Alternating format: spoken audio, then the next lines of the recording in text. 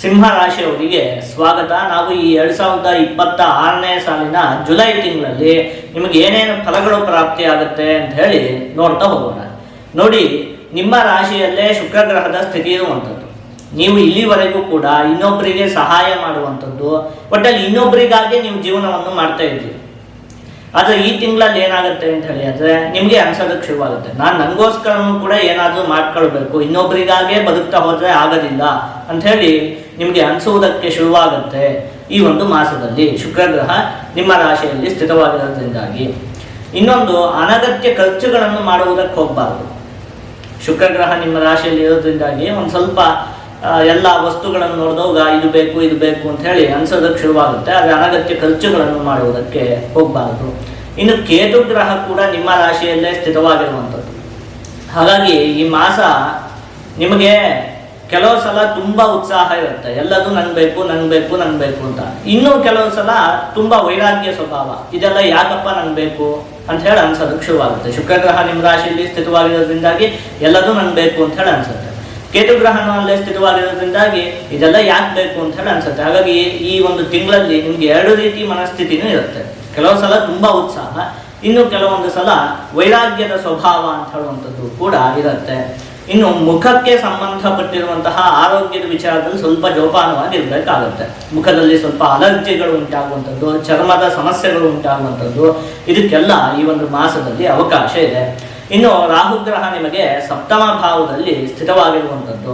ನಿಮ್ಮ ಸಂಗಾತಿಗೆ ಈ ಒಂದು ತಿಂಗಳಲ್ಲಿ ಪ್ರಸಿದ್ಧಿ ಪ್ರಾಪ್ತಿ ಆಗುತ್ತೆ.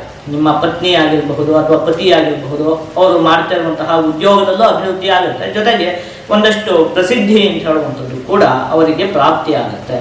ಇನ್ನು ಶನಿ ಗ್ರಹ ನಿಮಗೆ ಅಷ್ಟಮ ಭಾವದಲ್ಲಿ ಸ್ಥಿರವಾಗಿರುವಂಥದ್ದು.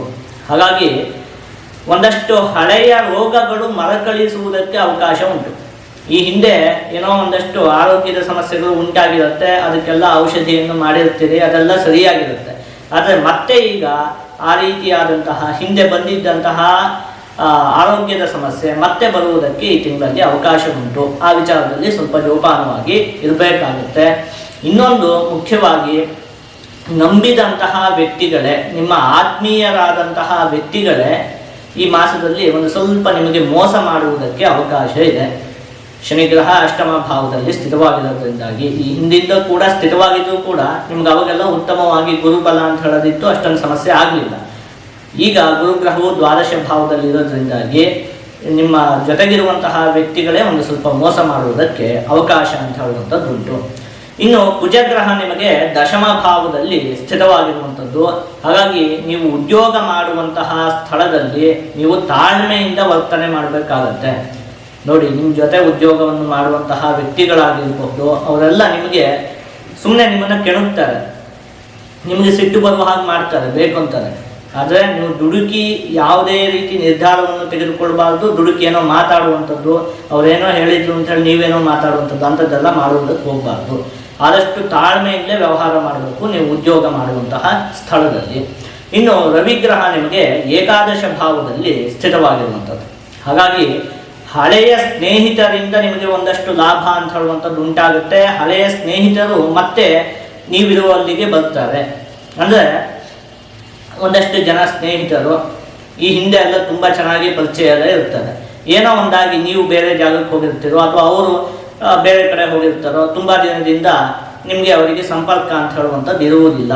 ಅಂತಹ ವ್ಯಕ್ತಿಗಳೆಲ್ಲ ಮತ್ತೆ ಈಗ ನಿಮಗೆ ಹತ್ತಿರವಾಗ್ತಾರೆ. ಅವರಿಂದಾಗಿ ನಿಮಗೆ ಒಂದಷ್ಟು ಲಾಭ ಅಂತ ಹೇಳುವಂಥದ್ದು ಕೂಡ ಉಂಟಾಗುತ್ತೆ. ಜೊತೆಗೆ ರವಿ ಮತ್ತು ಬುಧ ಇದೆಲ್ಲ ಏಕಾದಶ ಭಾವದಲ್ಲಿ ಸ್ಥಿತವಾಗಿರೋದ್ರಿಂದಾಗಿ ಒಂದು ಸ್ವಲ್ಪ ಅಹಂಕಾರ ಉಂಟಾಗುವುದಕ್ಕೆ ಅವಕಾಶ ಇರುತ್ತೆ. ಈ ವಿಚಾರದಲ್ಲಿ ಜೋಪಾನವಾಗಿರಬೇಕಾಗುತ್ತೆ. ನೀವು ಆದಷ್ಟು ನಯ ವಿನಯತೆಯಿಂದಲೇ ನಡೆದುಕೊಳ್ಳಬೇಕು. ಎಲ್ಲೂ ಕೂಡ ಅಹಂಕಾರದ ಪ್ರದರ್ಶನವನ್ನು ಮಾಡುವುದಕ್ಕೆ ಹೋಗಬಾರದು. ಇನ್ನು ಗುರುಗ್ರಹ ನಿಮಗೆ ದ್ವಾದಶ ಭಾವದಲ್ಲಿ ಸ್ಥಿತವಾಗಿರುವಂಥದ್ದು.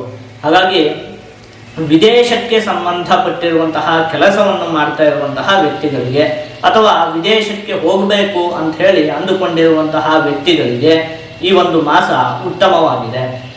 ಒಂದಷ್ಟು ಹಣಕಾಸಿನ ವ್ಯಯ ಅಂತ ಹೇಳುವಂಥದ್ದು ಕೂಡ ಉಂಟಾಗುತ್ತೆ. ಆದರೆ ಒಳ್ಳೆಯ ಕೆಲಸಗಳಿಗಾಗಿ ಹಣದ ವ್ಯಯ ಅಂತ ಹೇಳುವಂಥದ್ದು ಉಂಟಾಗುತ್ತೆ. ಹಾಗಾಗಿ ಅದೇನು ಯೋಚನೆ ಮಾಡುವುದು ಬೇಡ. ಏನೋ ಧಾರ್ಮಿಕ ಕಾರ್ಯಗಳಿಗಾಗಿರ್ಬೋದು, ದಾನ ಧರ್ಮಗಳಿಗೆ, ಇವುಗಳಿಗೆಲ್ಲ ಹಣದ ವ್ಯಯ ಅಂತ ಹೇಳುವಂಥದ್ದು ಉಂಟಾಗುತ್ತೆ.